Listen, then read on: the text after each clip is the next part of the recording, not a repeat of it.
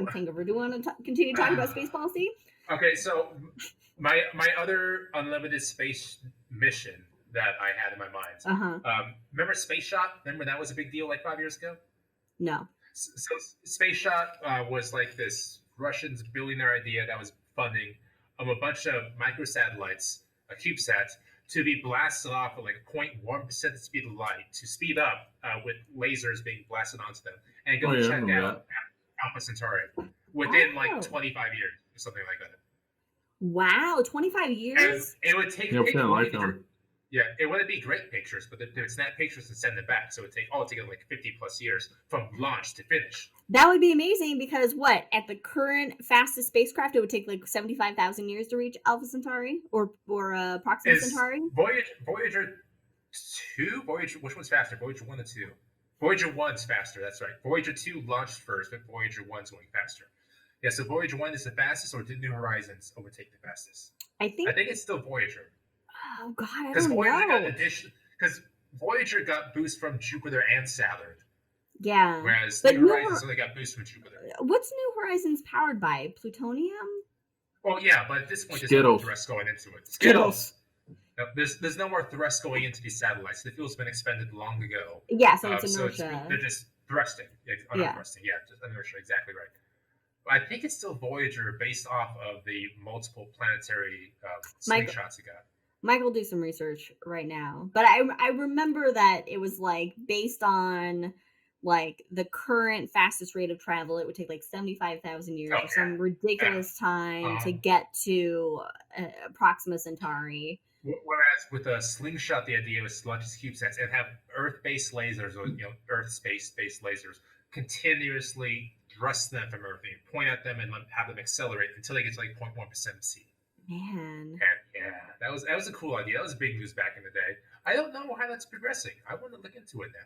I guess not very well since we haven't heard anything about it. Speaking of weird accelerations in space, one of my favorite accelerations, I forget what the program name was. This is back in the Cold War era, but it had a really cool name. But what would happen is they would launch space and literally drop nuclear weapons behind them, explode, and use that shockwave to accelerate, and just have a series of nuclear weapons to leave behind, blow, and accelerate. That's pretty crazy. What was that called? It had a really cool name. Stupidity. It was called... Oh, yeah. Imagine launching a fucking rocket with 25 nuclear weapons on it. Oh, my God. What the fuck, guys? Like, we have nuclear weapons. We've accidentally dropped them many times on this planet without them exploding. But could you imagine a rocket exploding accidentally? Like, oh, well, shit. There's 25 Hiroshimas. Yeah, but you're in space, so no one can hear you scream. It's fine. Oh, nice. Jack says New Horizons was hella fast at launch. Oh, yeah. I think that was definitely the fastest launch out there. Easily. Yeah. But then with the gravitational assist and such, I think Voyager still has it. As someone from Northern California, Jack, I appreciate the use of hella. Originating in Northern California in my neck of the woods. So was it Northern California? Yes, hella is from Northern California. It's my shit. But the Parker Solar Probe is going to be the fastest. The Parker Solar Probe. Yeah, but that's cheating because that's so close to the sun and it's using that gravitational well just to zip the fuck around. Okay, but you didn't clarify it that way. Is it cheating? I did not. That was never. Is it cheating to use the sun? When I was thinking about velocity, I was thinking about outside the solar system. But no, exactly right. Parker Solar Probe, has it already smashed the record, or is it going to smash it? It's going to.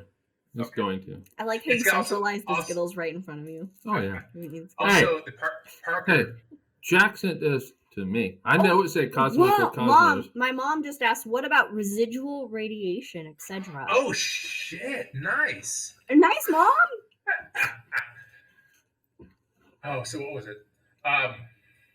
There was a report a couple years ago from Voyager that I think it felt some kind of pressure on the spacecraft.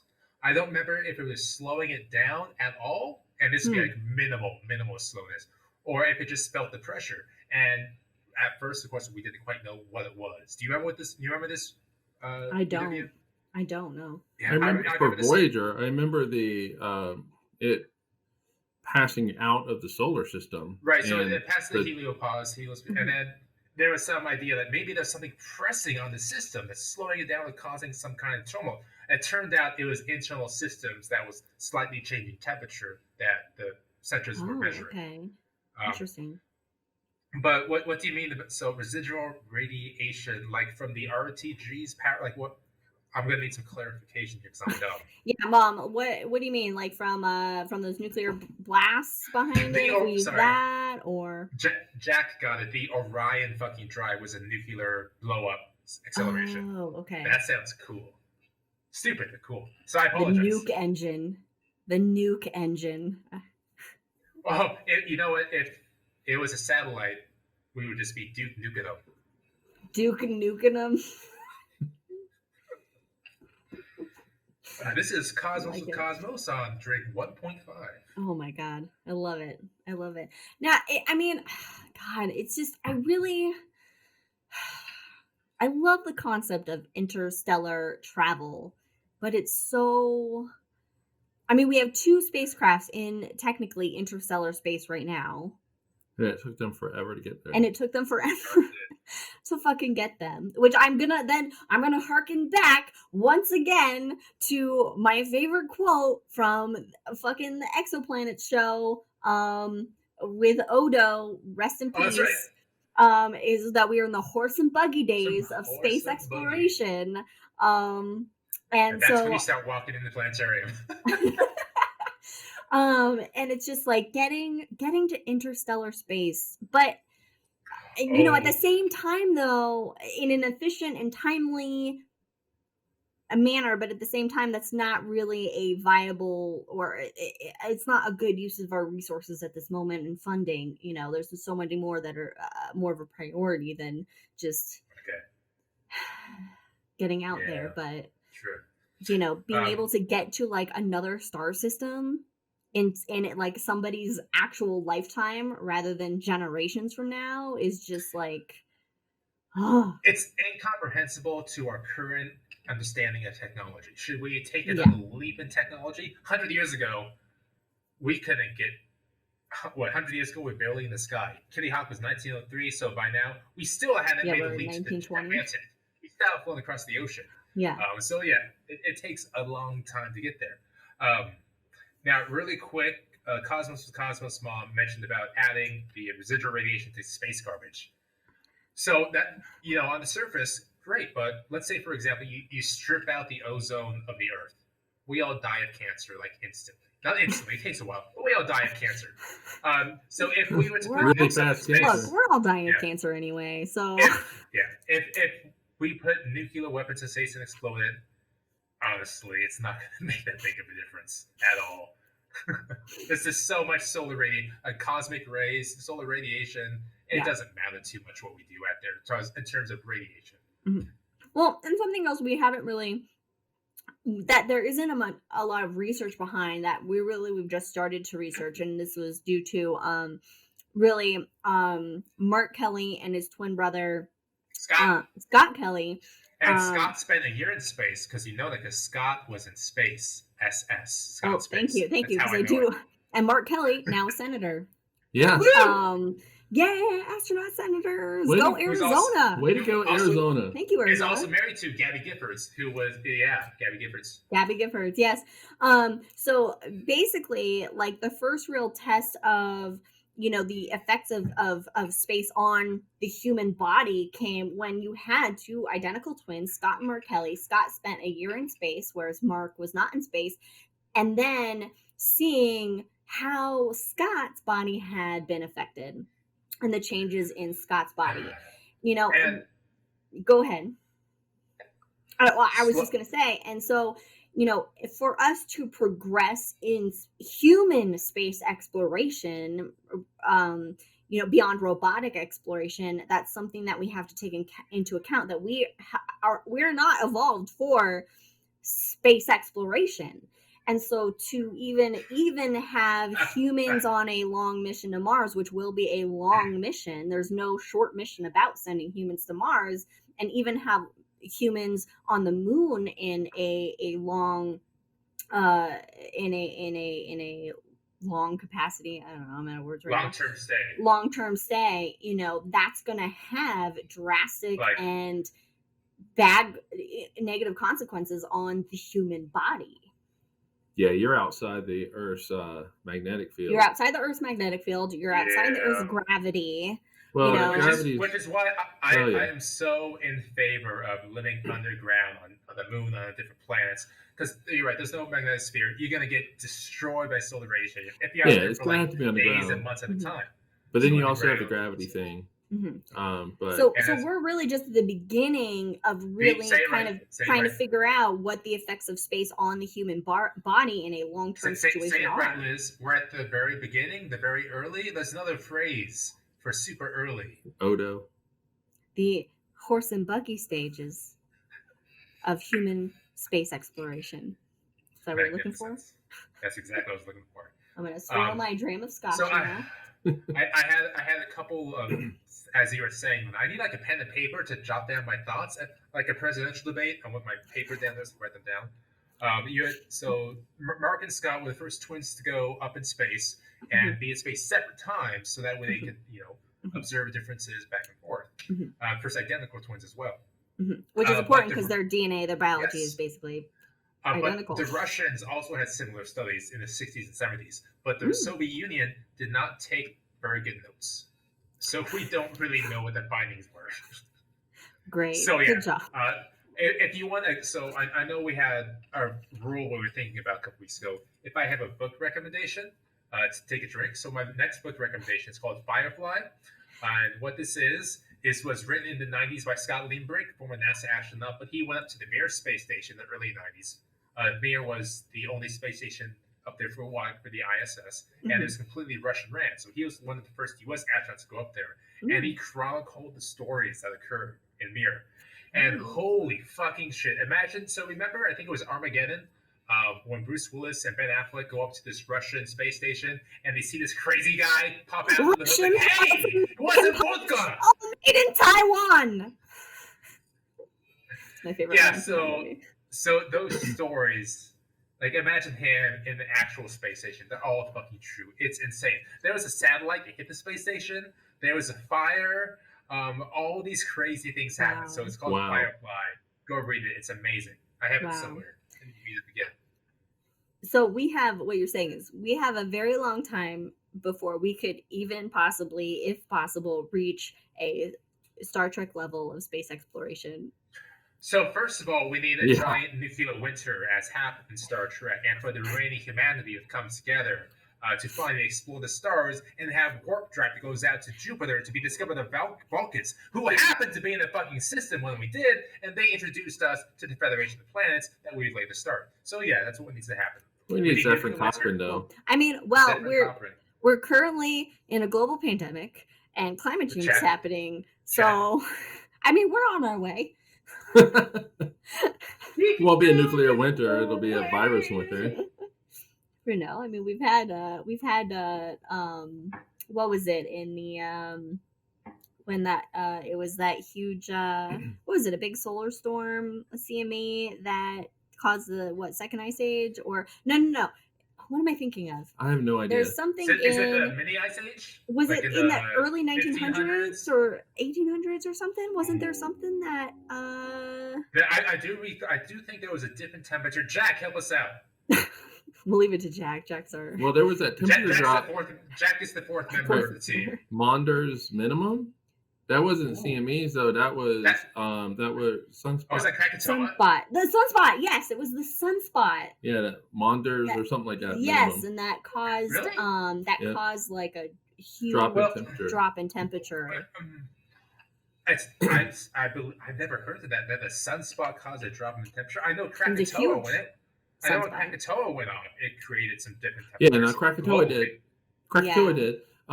But in this, all right. So you had a period of fewer sunspots, like no sunspots, just not any activity on the sun, which we actually went through a few. Yeah, but it also corresponded. But this was like a long time. Yeah. But it also corresponded to a little kind of mini ice age kind of thing for Northern Europe, which is the only part of the world that counts, right? Yes. So that's what I'm thinking of. Nobody knows what happened in Australia. That is exactly what I. Australia, WTF, mate? Sunspot climate change and CMA knocked out power in Canada. No. Jack says sunspot climate change and CMA knocked out power in Canada. Yes, I remember that as well. That was in the 1800s. I would still move to Canada. I don't think they have much power in the 1800s. I'm just going to throw a guess out there. Well, when did they have Skittles? I guess it was early 1900s then. Oh God, when did power happen? I mean, if we wanted to fill a sun of Skittles, yeah, we had to start at least in like 1628. There you go. You know what they did have in the 1800s though? Creepy ass pictures. Creepy. My mom, and I say that because my mom sent me like 500 pictures from our family, all taken in the 1800s. They have a really cool name. So really, like not didgeridoos. That's Australia. It sounds similar to didgeridoos, like Demerodogs. Oh, I know what you're talking about. Yeah, I've never heard it said aloud. I've only read it. So yeah, the old timey pictures have like this really cool D sounding name, Demerodog, something like that. Yeah, but that's because it took so long to take a picture. You had to stay still for that long. You can't smile. You just got to look straight at the camera, and so everybody looks angry and fucking creepy. And one of the really cool subsets of old timey pictures is they would have people that recently died, and they would sit them up and put the it's a death portrait. Up. It's a fucking death portrait. The death portraits, yeah. Like it's not a death mask because even like Lincoln has a death mask, which is fucking weird. It's a death portrait. I wonder if I die. By the way, I want a death portrait. Not death portrait. It's creepy as fuck. I want a death mask. Why don't we do that? I want both. What's the evolution of that? I want both. Well, I want to be mummified. So. Well, yeah, we know about you, but I want both. Be mummified? Yeah, I want to be mummified. I want to be buried in the ground and have a tree planted above me. Okay, well, I just want to be mummified. So that future archaeologists in 10,000 years can excavate me, and then I'm just this brittle thing, and then they can find all my internet shit online, and it's not that mysterious anymore because the internet age ruined archaeology for the future archaeologists. But anyway. I have a rant about archaeology, of course, because I can't rant about everything. Let me use the restroom first. Hold on. Jack says they use small pins to hold the lids open. That's so cool. Love that. You know what? Because we have a shitty administration and other parts of the world are going back to normal, I'm sure the U.S. morgue business is booming. So I should go into that and start, that business of taking pictures with pins in the eyes. There you go. Bring back this death portraits. This is Drunk Cosmos with Cosmos. Death portraits. Bring them back. Trying to figure out what should Brandon do next for a job. Death portraits. This is what we've got. We've gone from the future of space policy to dead bodies. So space people. We were talking about space for a while. Policy! I have so many notes ready to go on the budget and everything. That's fine. We didn't get to it. That's okay. It's fine. You know what? Okay. Since we were talking about weed, speaking about methamphetamines. Weed's not a methamphetamine. What? Can you imagine being in space high? That seems like it would be amazing. I'd be so sick. No, if I spin around in this chair, I would throw up. If I'm weightless, floating around the Earth every 90 minutes, I'll be dead within an hour. Yeah, Brandon can't handle. I gotta go to the bathroom. So I'll let you guys. I so badly want to go to space, but I know if I did, I would be instantly sick for the entire time I'm up there. Yeah, well, not the entire time. You'll get used to it. I'm going to take your word for that. Well, I mean, I haven't been, so. But I hear. Do you know who's been in the weightless environment? Friend of the show, Natalie. She's been in the Vomit Comet. Oh, really?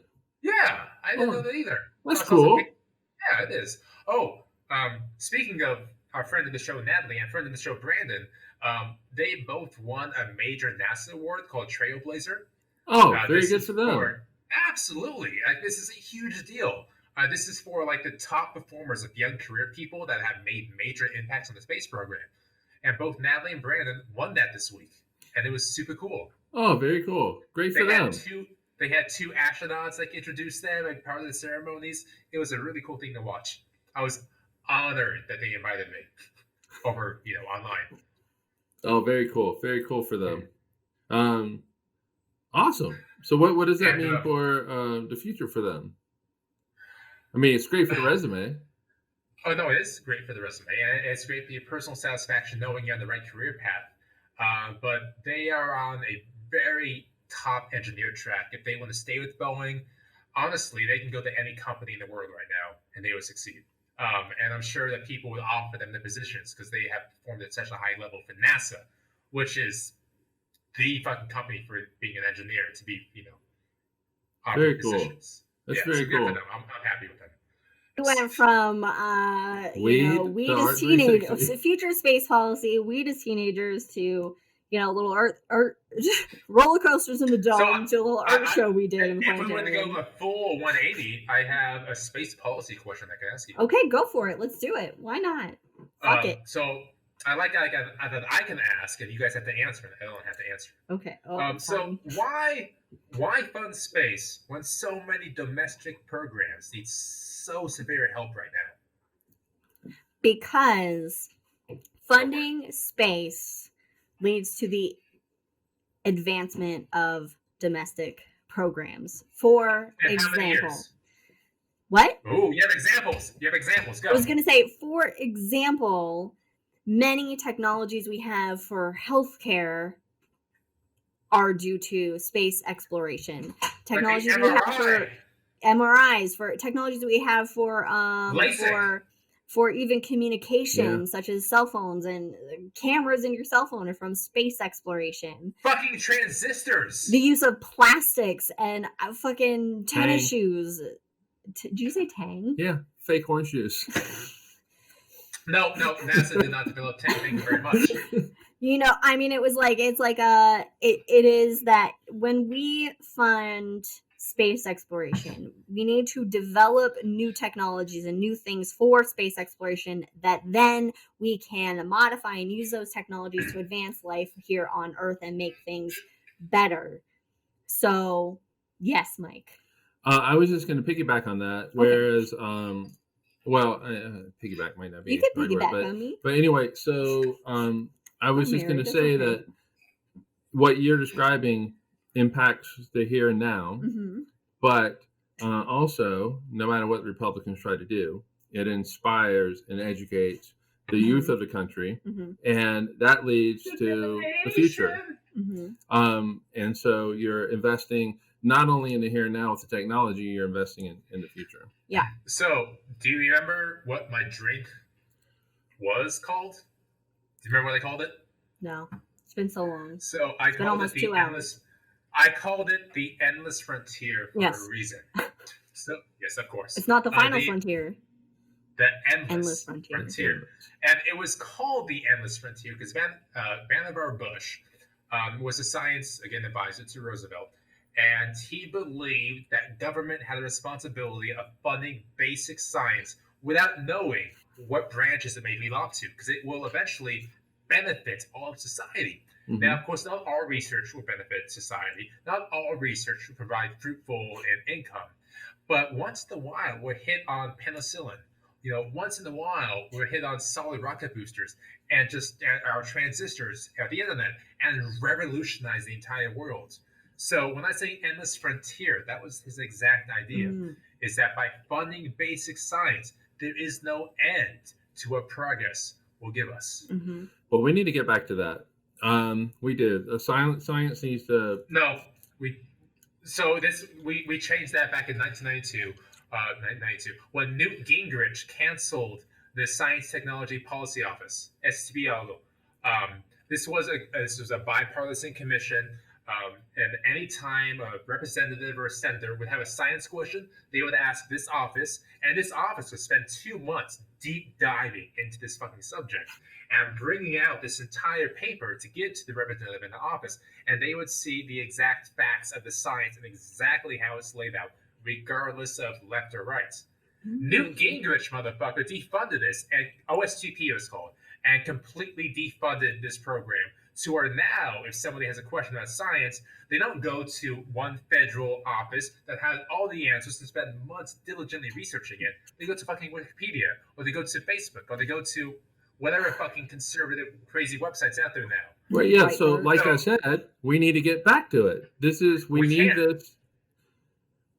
Unless we fucking win Georgia, motherfuckers. Let's do this. Georgia. Okay, I'm talking. You know, in general terms here. Mm-hmm. Not only it's not just the government. It's where we need to get back to. Okay. Science is being. Society, just in general, as a whole, needs to get back to it. Science has been vilified. You can say for the past 4 years, but it goes well beyond that. It goes well beyond that, and it is because there is a subset of people in this country that want to keep the rest of the country dumb and stupid, and there's also a subset of this country who does not want science because it interferes with their belief in sky people. Which is crazy, because if the United States leads in science, that would quote unquote prove American exceptionalism, whereas if other countries, which are now beginning to take the lead in science, think of the European Union, they're kicking ass over there, and they're leading the way. Yeah. Why do we want to go back to the Stone Age and prove ourselves incompetent compared to our peers? I want to work internationally with everyone to make sure everybody benefits equally. But at the very least, America had the potential to lead the frontier of science, lead the frontier into astronomy, into particle colliders, into DNA, and we have fallen short, even though we have the resources, the willingness, and the people to do so. But we're being assholes, being driven by a minority that loses every goddamn election by popular votes, and here we are with no RSTP, we have no science office, we don't believe in climate change. That's because the select few benefit monetarily with not following science. This has been the Hangover with Cosmos, motherfuckers. Man, this has been a crazy. What a wild hangover this has been. A wild ride. This has been a wild ride. I have a question. Yes. Within your lifetime, what is your favorite / most major thing that science has changed? Has changed. Yeah, not like discovery, but that we thought we knew beforehand, but has changed due to more evidence. Is it like the Higgs boson? Is it discovery of the acceleration of the universe? Those are discoveries, though. That's right, but that's building off of what we previously knew. We thought the universe was expanding, concisely, but no, it's accelerating. What is the one thing in my lifetime? Dark energy. Yeah. So Hubble, because Higgs boson. We knew about the Higgs boson in the 60s. We just had to find it, and that was we had to find that goddamn particle. And so gravitational waves, we knew about that 100 years ago. We just had to have the technology to find them. LIGO. Yeah. And then a couple of years ago. But in my lifetime, the one thing that we did not know, that we now know, is that there's this. The one thing that we did not know, that we now know, is that there's this energy in the universe that we don't understand. Because we don't understand it, but we know it's an energy. We know it's there. So we call it dark energy because we can't see it and we don't for sure know what it is. And then we know it's there. And then we got this thing called dark matter. And you know what's crazy though is that like you'll watch a Star Trek episode and they figured out dark matter, but they still call it dark matter. Yeah. Yeah, that definitely was my answer. Yeah, I don't know. Because it's such a fundamental shift in how we view the universe. And it's not just completely like a small. Yeah, it's not just like a small segment of DNA. It's everything. Like 30% of it. It's insane. Because I remember planetarium shows prior to this, and people will ask, "Hey, what's the ultimate fate of the universe?" And so you're given before this discovery, it was, it appears that we have this the mass to just kind of keep expanding, but it's just at this rate. But there is the possibility that we might collapse in on itself in this like great crunch. the big crunch. And then this came, and now you're talking about the Great Rip or the freezing of the universe. Now, I don't know. It's amazing. My favorite thing about that, and this is in no way disparage you, is that you remember planetarium shows before Dark Energy. Like I absolutely love knowing things before when they happens, but to actually be a part of the history, and I hate to say part of the history because history means old things. I mean, I love it.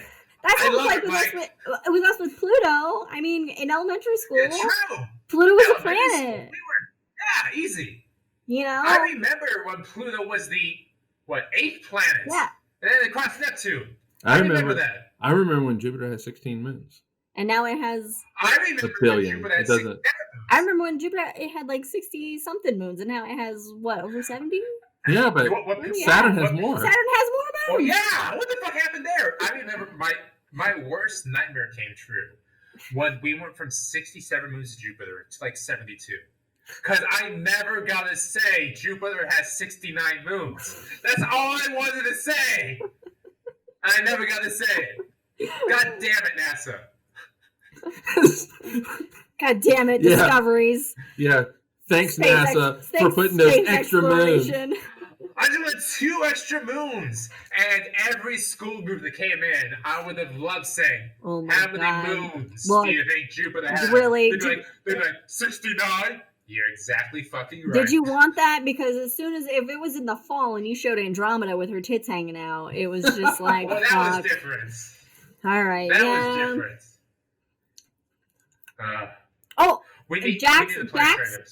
Jack's students organized a protest because they felt the use dwarf planet was a disparaging term.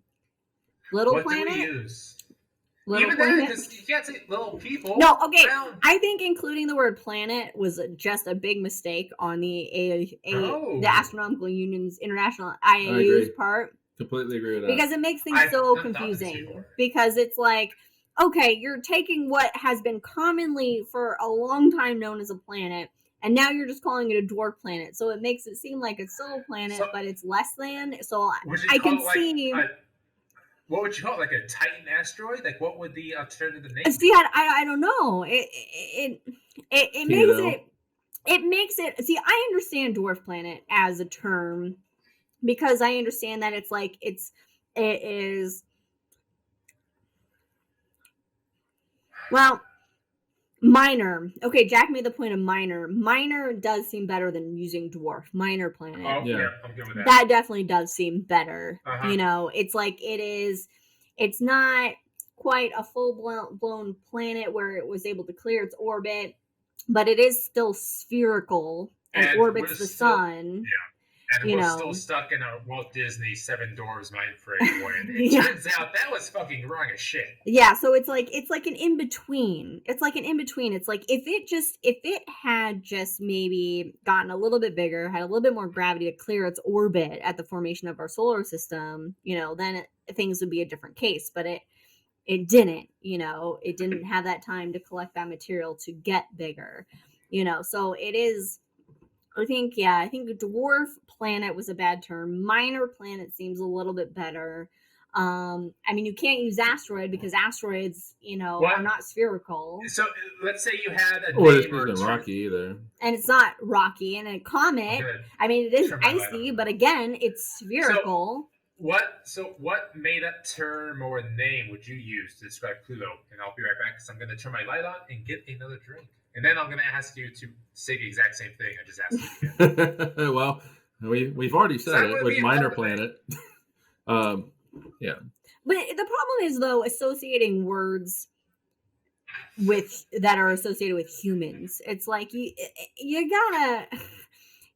I think that people are too sensitive about a lot of things a lot of times, where it's like using the word dwarf just because it's used in a derogatory term now towards little people doesn't necessarily mean the word dwarf should be just eradicated. It has, its meaning smaller, smaller than full sized or whatever, or smaller than whatever, you know. So it's not like using dwarf planet. We're not trying to Yeah, you just get it. own it. Planets. Humanize. So humanize planets, you know, it's just using a term that is like, but also the misnomer then is that it's saying that Pluto is too small to be a planet, which is not, because it's spherical. The problem is it just didn't have time to clear out its orbit surrounded by billions of other shit, you know. So it's almost like it's a major comet in a sense, you know, because it is primarily icy. Whereas Ceres is a dwarf planet, but it is more like a major asteroid because it is rocky, even though it does have icy properties to it. Yeah, I guess I don't have a problem with minor planet, like Jack said. Yeah. Apparently Brandon's gonna go make a drink. I mean, yeah, my problem at the time though, and I was completely behind this decision, even though like I'm not the one voting and shit like that. But are you not a member of the International Astronomical Union? What? So are you not a member of the International Astronomical Union or IAU? Can't say that I have the IAU card, but my problem was that planet had planet. Yeah, and that is the problem is that when you're trying to distinguish something from being a planet, you don't want to also include planet in its title. Right. But also though, if you change it to minor planet, I wouldn't have a problem with it. It would be fine, because that means that it means the same thing. Yeah, but it does put it in a separate category more so. Yeah, Jack's happy you put pants on. He can't hear us speaking. He's always had pants on, Jack. Jack's happy you put pants on. What was it? Jack's happy you put pants on. Oh, thank you. That is all we've talked about. That's all your pants this whole time. I don't know what other term, because it's you would have to make up your own term that doesn't include planet. Like yeah, it would be some weird Latin phrase. Yeah, it would be like, let's see, you have asteroid, comet, planet, spheroid. I don't know. Do you remember what asteroid means in Latin? Do you remember that? No. It's like, it literally means like doomstar or something like that. Okay, that makes sense. Doomstar. Okay, yeah. So let's Yeah. So, but here's the thing. Now, how do we classify? All right. So are we gonna break dwarf planet down to even more? Are we gonna break it down more finely? Because like you said, you have Ceres, which is completely different. But so are we gonna like you hold on? All right. So you have Jovian planets and you have terrestrial planets. Okay. So are we going to break this down to in finer detail? Well, and also a thing to consider though is that we're talking, these terms are specific to our solar system. Okay. When we get the technology to discover asteroids, comets, dwarf planets around other star systems, you know, and whatever other types of objects there possibly could be, you know. Yeah, and the IAU went to great detail to say it's that specific to here, our solar and system. For everything beyond our solar system, they're called exoplanets, with no distinction as to what they are. Okay, so I have an idea. Oh, like Allison says major KBOs, but that doesn't include Ceres. I have an idea. Yes, Brandon. Thank you, Liz. We had talked about the Prime Directive earlier in this episode, back when it was an episode. I will refer back to the Star Trek classifications of planets. Ooh, okay. KBOs, Pluto, Ceres, Earth, Jupiter, all planets but different classes of planets. For example, an Earth type being a Class M planet. A Class T being a gas giant planet. All right, but then yes. Is there a distinction between Jupiter and, say, Neptune? Well, that's why we go into the Class Y planets. Okay, so basically we're just gonna alphabetize spherical objects that orbit stars. Legit. Memory Alpha, which is like the Wikipedia of the Star Trek universe, they go in depth on the planetary classifications. And so Class T is like a big Jupiter, and Class R is like a Neptune. It goes down. So it actually has classes. People have put thought into this, which makes sense because we're fucking nerds. And if we could write like Gene Roddenberry, we'd have this exact same system. So I mean, I feel like I'm okay with this. Yeah, I don't have a problem with it. We need more planets. That's the thing is we need more objects to. Yeah. We need more objects. Right now you have. A, B, C, D, E, F, G, H. We have H. That gets us 8. Because you can even say Uranus and Neptune are kind of the same. So whoa! But Neptune is my favorite planet. It deserves a pedestal on its own. Okay, so we have 8. We have up to the letter H. Now we can go series, whatever the letter after H is. H, I, J. Pluto would be J. That's all we're at. Okay. This is yes, a larger data set. Thank you, Jack. A larger data set would be useful. That's what I said. We always need a larger data set. Yeah, we need more planets. I think that this would be a great topic for another episode. Like in 2 weeks? Oh God. Like what types of planets are there? What kinds of planets? All right, so in 2 weeks. Are there? There we go. There we go. We didn't have a topic before. Now we have a topic. Thank you, Hangover. How to classify planets. How to classify planets. What kind of planets are out there? This. Everybody. Ladies and gentlemen, get back to us in 2 weeks where we go in depth on this 2 subject. weeks. We're talking planets. What qualifies as planets? Classifications of planets. What could be a planet? A moon? We're going into the weeds on this shit. Allison likes Pluto. We all like Pluto. We all love Pluto. I hate Pluto. Pluto is not the same as the other planets, though. It didn't fucking clear its shit out. I hate planets with hearts. Everybody, this has been Hangover, a wild fucking hangover with Cosmos following our Future of Space Policy episode. There's one last thing I feel I would need to do. Okay. You had talked about this last week, which I wasn't able to do because I wasn't there. No, you bailed. But I didn't bail. There were issues. But there was a passing shadow. There was a passing shadow that we need to acknowledge. And there was a fact that there is good left in this world. And it's worth fighting for. Can I do that? Yes, please do that. Please do that. Liz, go get your drink because I just made a whole new one and we better stay on after this. I got a little cold tea left. You can have. Look how much I have left. I got cold tea left, Mr. Frodo. I can't do this, Sam. I know. It's all wrong. By rights, we shouldn't even be here. But we are.